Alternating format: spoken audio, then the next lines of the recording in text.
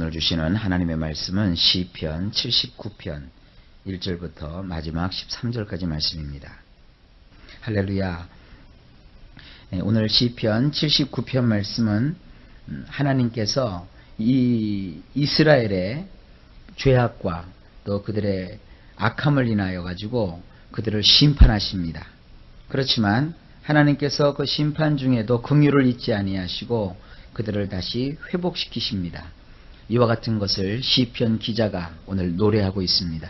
심판이 있었지만 하나님의 긍휼이 그 심판의 강력함과 또 하나님의 진노보다 더 커서 하나님의 그 은혜와 인애로우신 마음으로 이스라엘 백성을 다시 회복하신다는 그런 내용을 담고 있습니다. 근데 하나님께서 주의 백성을 회복하실 때는 절차가 있습니다.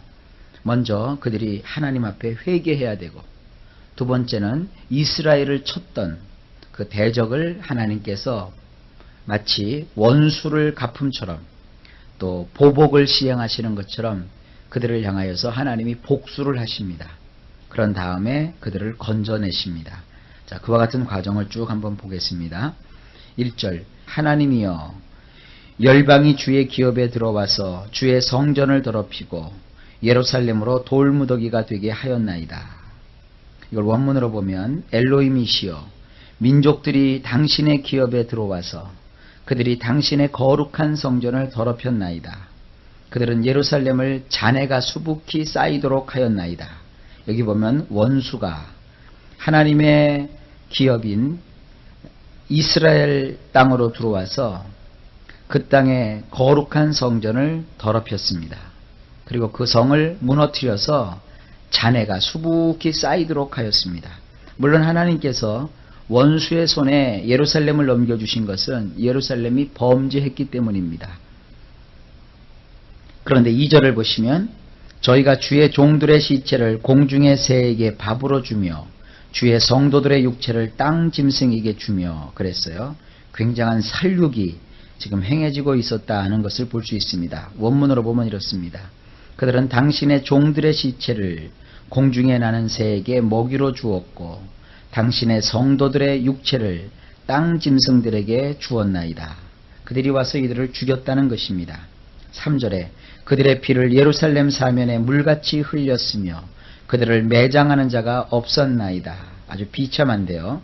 원문을 보면 그들은 피를 예루살렘 곳곳에 물들처럼 쏟아부었나이다. 아무도 그들을 묻어주지도 못하였나이다. 그러니까 원수가 들어와서 예루살렘을 완전히 초토화를 시켜버렸습니다. 하나님의 맹렬한 심판이 예루살렘에게 임했던 것입니다. 4절을 보면 우리는 우리 이웃에게 비방거리가 되며 우리를 애운 자에게 조소와 조롱거리가 되었나이다. 원문은 이렇습니다. 우리는 우리의 이웃들에게 완전히 체면을 구기게 되어 우리를 둘러싸고 있는 자들이 웃음거리와 조롱거리로 삼았나이다. 예루살렘 그러면 혹은 이스라엘 그러면 하나님이 함께 하시는 나라, 하나님이 지켜주시는 나라, 하나님께서 저들 가운데 크신 역사를 이루시는 그런 거룩한 나라라고 생각을 했는데 그들이 범죄하자 하나님께서 예루살렘을 대적들에게 내어주십니다.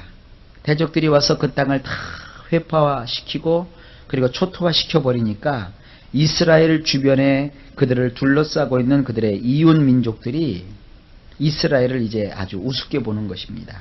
하나님을 잘 믿던 자가 어느 날 망하면 그 망함으로 인하여 망한 아픔보다는 그 뒤에서 그를 향하여 웃음거리로 삼고 조롱거리로 삼는 그런 원수들의 말이 더 큰 신경을 쓰이게 합니다. 지금 그와 같은 상황이 벌어지게 된 것입니다. 5절입니다. 여호와여 어느 때까지니까 영원히 노하시리이까 주의 진노가 불붙듯 하시리이까. 원문은 이래요. 아주 굉장히 애절하고 절박합니다. 얼마나 걸리려나요 여호와시여. 당신은 끝도 없이 화를 내실 건가요? 당신은 질투심으로 불을 활활 태우고만 계실 겁니까? 자, 보세요. 안으로는 대적들이 와서 그들이 사는 모든 집을 다 불태워버렸고 다 허물어버렸어요. 그리고 그곳에 살고 있는 그들의 사람들을 다 죽여버렸어요. 하나도 남기지 않고 다 죽여버렸기 때문에 그들을 위해서 애곡하거나 그들을 장사 지낼 줄 사람도 없었어요. 뿐만 아니라 그 주변에 그들을 평상시에 부러워하고 야, 저들은 얼마나 저렇게 행복할까 했던 자들이 이제는 그러면 그렇지 하고 손가락질을 하기 시작하고 웃음거리로 삼고, 그들이 술판을 벌이고 술을 마실 때마다 안주 삼아 저 이스라엘을 봐라, 저 예루살렘을 봐라 조롱을 하고 조롱을 해요. 그런데 하나님께서 그럼에도 불구하고 가만히 계시는 거예요.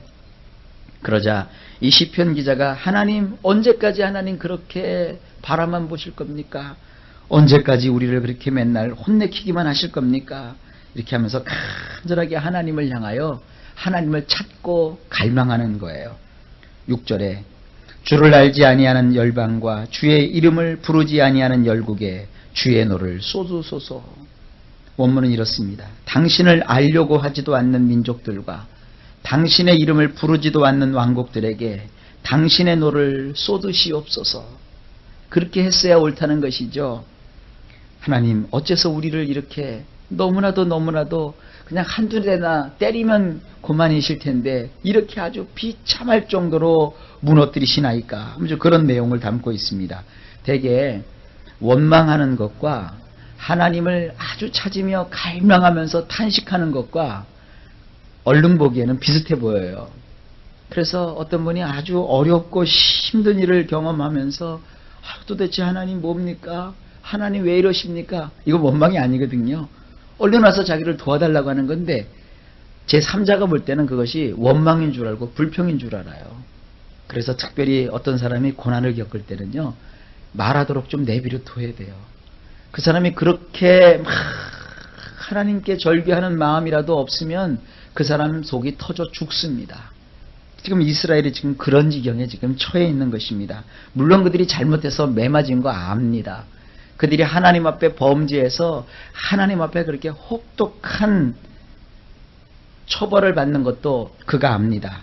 그러나 돌아보면 그들을 공격했던 이방인들과 대적들이 이스라엘보다 더 악한 자들이거든요. 그들은 하나님을 알지도 아니하고 하나님의 이름을 그렇다고 부르지도 않는 자들인데, 하나님 이제 그만 저들이 우리를 치게 하소서. 이 수치와 이 서러움과 이 아픔은 이제 그만 하나님 내려주세요. 우리가 다시 기회를 주시면 일어나겠나이다. 지금 그런 희망과 그런 소망을 가지고서 절규하고 있는 것입니다. 7절입니다. 왜냐하면 그들은 야곱을 꿀꺽 먹어버렸으며 그가 거주하던 것을 싹 쓸어버렸기 때문입니다. 원문에 이렇게 되어 있습니다. 우리 성경에는 저희가 야곱을 삼키고 그 거처를 황폐케 함이니이다 그렇게 되어 있는데, 원문에는 왜냐하면 그들은 야곱을 꿀꺽 삼켜버렸습니다. 원은 하나님께서는 그들을 꿀꺽 삼키도록 내버려 두신 것은 아니거든요. 가서 손 좀 봐줘라 그랬더니 손만 봐주고 오면 되는데 아주 그냥 그들을 없애버린 거예요. 그러니까 원수들이 아주 지내친 것이죠. 그리고 그 거처를 황폐케 했다 그랬는데 원문은 싹 쓸어버렸다는 거예요. 하나도 남기지 않고. 그래서 8절에 이렇게 말합니다.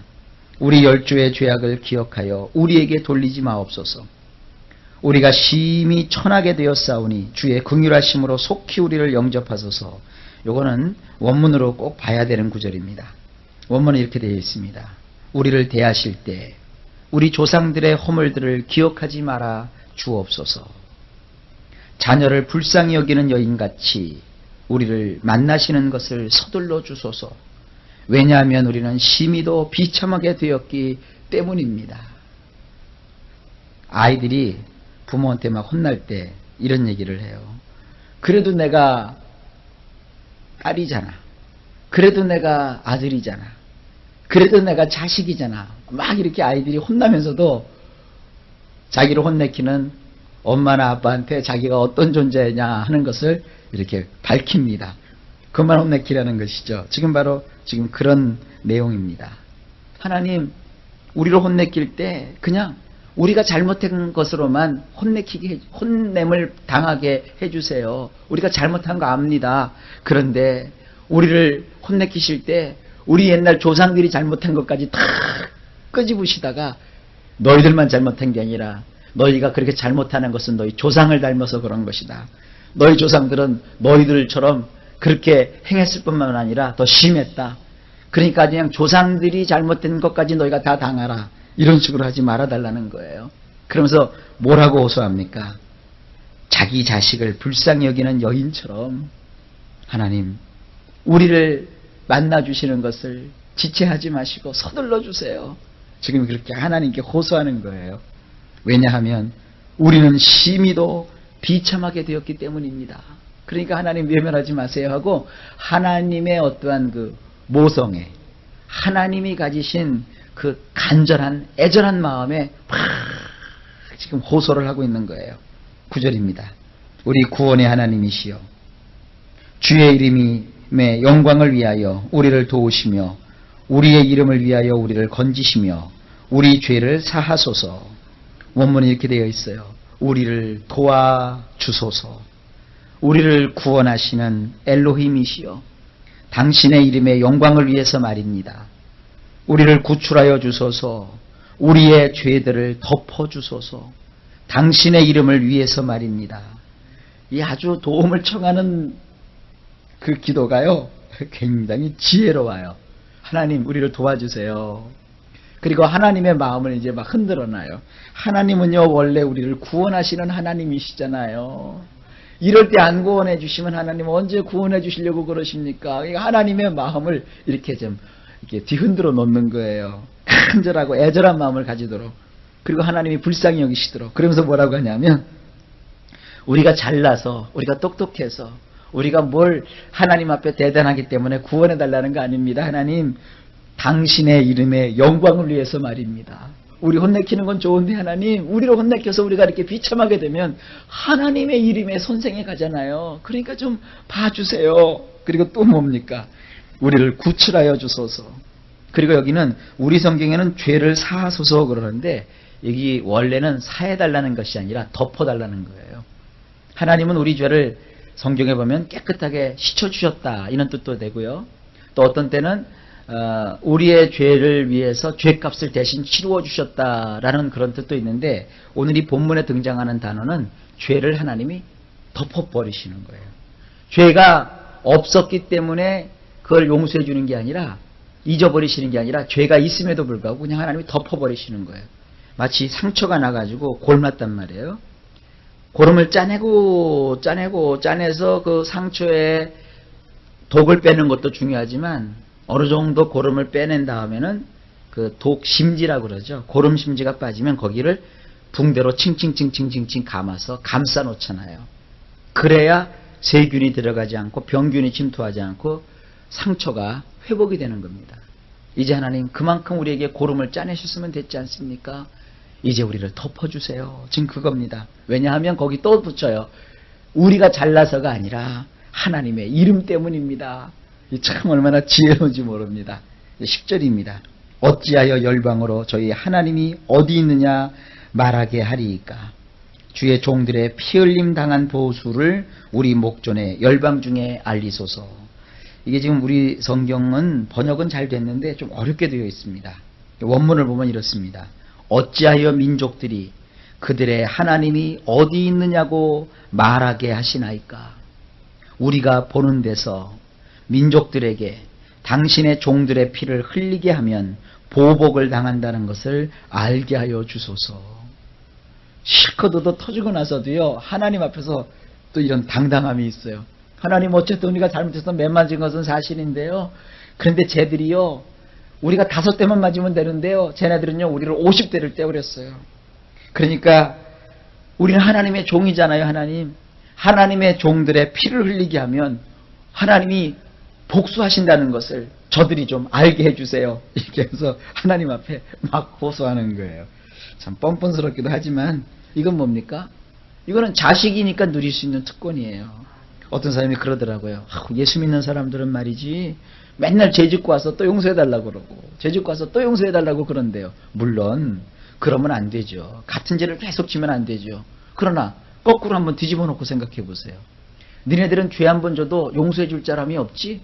하나님이 너희들 죄 용서 안 해주지? 그러나 우리는 하나님의 자녀야. 그래서 잘못했어도 하나님이 용서해 주세요. 그런 마음이잖아요. 바로 그겁니다. 우리가 하나님을 이용해 먹으려고 하나님은 내가 아무리 잘못해도 이렇게 용서를 구하면 용서해 주시니까 내가 마음 놓고 죄 짓자. 그건 하나님의 자녀가 아니죠. 철딱서니가 없는 거죠. 하나님 앞에서 우리가 열심히 살려고 하지만 그러나 우리 연약하기 때문에 죄 속에 또 죄악 가운데 던져지고 빠질 때가 있거든요. 그러나 그럼에도 불구하고 우리를 끝까지 용서하시는 그 하나님을 우리가 믿는 것이에요. 그런 자비와 하나님의 긍휼하심을 의지하는 우리 모두가 되시기를 바랍니다.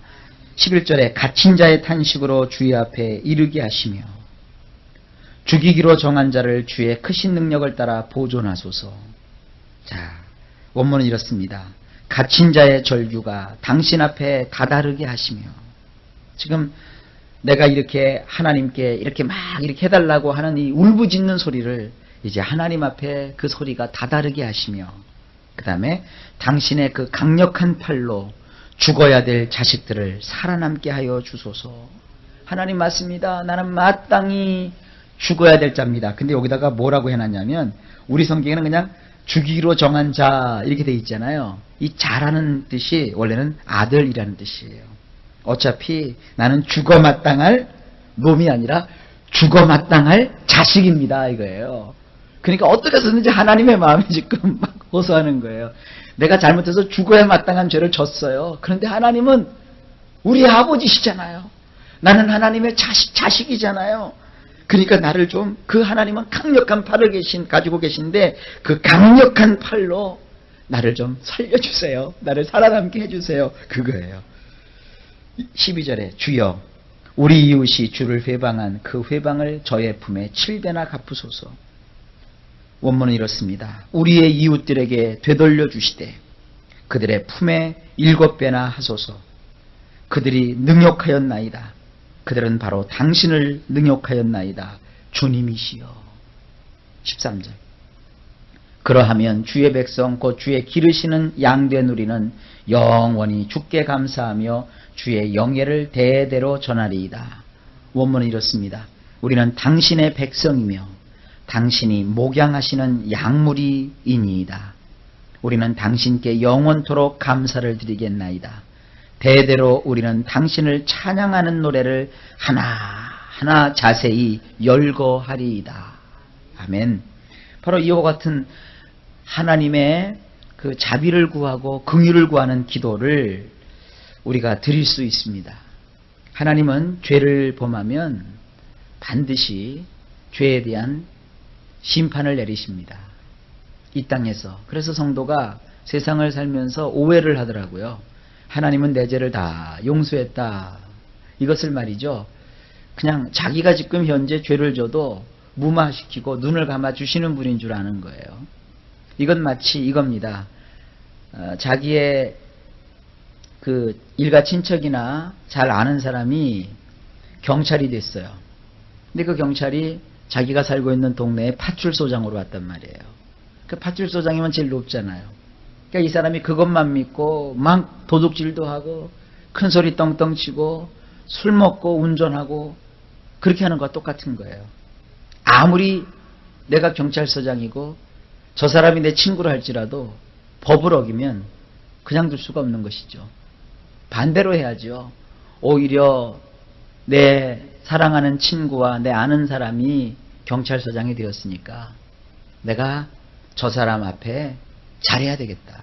내가 잘못하면 저 사람이 도매금으로 욕을 먹으니까 내가 더 조심해야 되겠다. 이게 당연한 것이죠.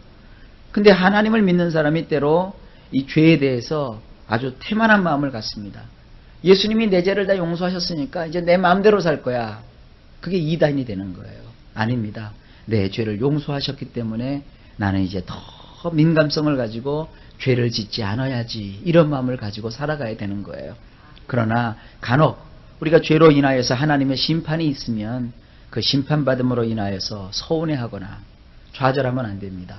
하나님을 바라보고 다시 한번 내가 하나님의 자녀라는 거, 하나님은 나의 아버지시라는 거, 하나님의 이름의 그 존엄함과 존귀함이 나로 인해서 훼손되지 않도록 하나님 앞에 다시 한번 기회를 구하는 이런 기도, 참 아름다운 기도입니다.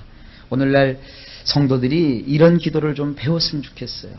얼마나 사람들의 마음이 점점 세월이 갈수록 완악하고 악해지는지, 우리는 이런 시대 속에서도 이 시편 79편과 같은 시를 생각하면서 하나님의 은혜에 호소하는 이런 거룩한 삶을 살아야 될 줄로 믿습니다. 하루 종일 오늘도 주님이 도우셔서 안전하게 하시고 평화롭게 하시고 무슨 일을 당하든지 형통케 하시는 역사가 있기를 예수님의 이름 받들어 간절히 축원합니다.